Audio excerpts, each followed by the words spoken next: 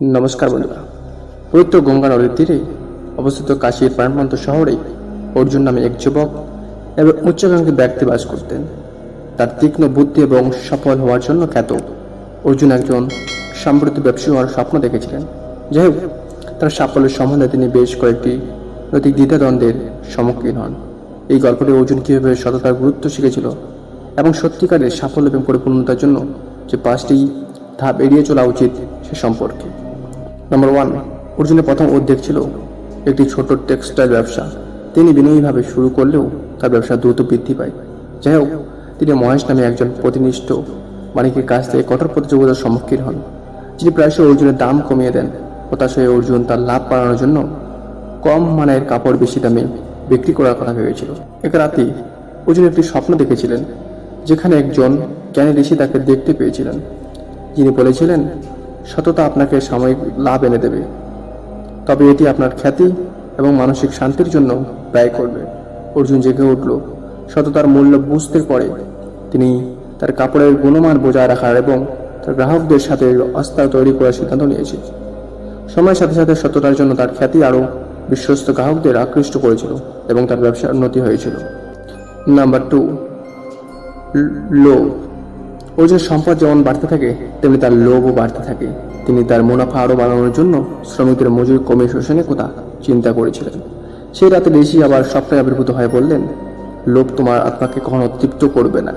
ন্যায়পরায়ণতা এবং উদারতা আপনাকে সত্যিকারের সম্পদ এনে দেবে। অর্জুন ঘুম থেকে উঠে তার কর্মীদের ন্যায়সঙ্গত আচরণ করার সিদ্ধান্ত নেন। তিনি তাদের ভালো মঞ্জুরি এবং কাজের পরিবেশে সরবরাহ করেছিলেন। এই সিদ্ধান্ত তার কর্মীদের মধ্যে অনুগত্য এবং উৎপাদনশীলতা বৃদ্ধি করে তার ব্যবসাকে আরও বাড়িয়ে তোলে। নাম্বার 3, হিংসা। অর্জুনের বন্ধু রোহান একটি নতুন ব্যবসা শুরু করেছিল, যা দ্রুত সফল হয়েছিল।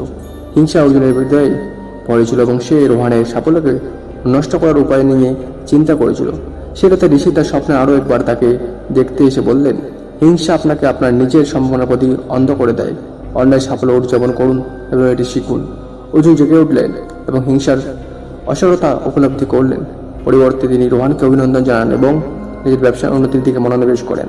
তিনি রোহানের সাফল্য থেকে নতুন কৌশলগুলি শিখেছিলেন এবং সেগুলিকে নিজের ব্যবসায় প্রয়োগ করেছিলেন, যা ফলস্বরূপ সমৃদ্ধ হয়েছিল। নাম্বার 4, অলসতা। সাফল্যের সাথে অতৃপ্তি এনেছে অর্জুনের তার দায়িত্ব অবহেলা করতে লাগলেন। বিশ্বাস করে তার ব্যবসা নিজেই চলবে। অচিরেই তার ব্যবসা ক্ষতিগ্রস্ত হতে শুরু করে। সেই রাতে ঋষি তার স্বপ্নাভিভূত হয়ে তাকে স্মরণ করিয়ে দিয়েছিলেন, অসততা সময়ের চোর, কঠোর পরিশ্রম এবং অধ্যবসায় টেকসই সাফল্যের চাবিকাঠি। অর্জুন ঋষির কথায় সত্য উপলব্ধি করলেন। তিনি তার ব্যবসার প্রতিটি দিক তত্ত্ব প্রদান করে একটি নতুন সন্তুষ্টভাবে চালানো নিশ্চিত করে তার কাছে নিজেকে উৎসর্গ করেছিলেন। তার নতুন প্রচেষ্টার সাথে ব্যবসায়ী ভাগ্যের পুনরুত্থান ঘটায়। নাম্বার 5, রাগ। একজন কঠিন গ্রাহক অর্জুন এবং তার ব্যবসাকে অপমান করলেন। তার মধ্যে লোভ জেগে উঠল এবং তিনি কঠোর শব্দ ও কর্মের মাধ্যমে প্রতিশোধ নেওয়ার কথা ভাবলেন। সেই রাতে ঋষি স্বপ্নে আবির্ভূত হয়ে বললেন, রাগ মেঘ বিচার করে এবং তাদের বিরোধীদের বীজ বপন করে। ধৈর্য এবং সততা আপনাকে আরও ভালো ফলাফলের দিকে নিয়ে যাবে। অর্জুন জেগে ওঠে এবং শীর্ষ শান্তভাবে পরিস্থিতি সামাল দেওয়ার সিদ্ধান্ত নেয়। তিনি ভদ্রভাবে গ্রাহকদের উদ্যোগগুলিকে সম্মান করেছিলেন, যা উত্তেজনাকে ছড়িয়ে দিয়েছিল এবং এমনকি গ্রাহককে একজন বিশ্বস্ত পয়েন্ট পর্যন্ত করেছিল। তিনি শিখেছিলেন যে তার রাগকে নিয়ন্ত্রণ করা তার ক্রিয়াকলাপকে নির্দেশ দেওয়ার চেয়ে ভালো ফলাফল এনেছিল। 5 বছর কেটে যায় এবং অর্জুনের ব্যবসায় উন্নতি লাভ করে, আর যা তার নৈতিক অনুশীলন এবং তার সত্যতার জন্য পরিচিত। তার সম্প্রদায় তাকে সম্মান করত, তার কর্মীরা অনুগত ছিল এবং তার পরিবার গর্বিত ছিল। অর্জুন বুঝতে পেরেছিলেন যে 5টি পা বেড়ানো তাকে কেবল সাফল্যই এনে দেয়নি, বরং মানসিক শান্তি এবং একটি পরিষ্কার বিবেকও এনেছিল। অর্জুনের গল্প কাশীতে একটি কিংবদন্তি হয়ে উঠেছে, যা ভবিষ্যৎ প্রজন্মকে সততা, ন্যায্যতা, তৃপ্তি, পরিশ্রম এবং ধৈর্যের মূল্যবোধ বজায় রাখতে অনুপ্রাণিত করে। ঋষির জ্ঞান অর্জুনকে তার যাত্রাপথে পথ দেখিয়েছিল। তাকে শেখা যে সত্যিকারের সাফল্য কেবল সম্পদের মধ্যে নয়, বরং চরিত্র এবং উত্তরাধিকারের মধ্যে রয়েছে। তিনি যে পাঠগুলি শিখেছিলেন তা তার জীবনের ভিত্তি হয়ে ওঠে, যা সত্যিকারের সমৃদ্ধি এবং পরিপূর্ণতার দিকে পরিচালিত করে। সো বন্ধুরা, এরকম অনুষ্ঠান চ্যানেল সাবস্ক্রাইব করে পাশে থাকুন। জয় হিন্দ, বন্দে মাতরম। জয়।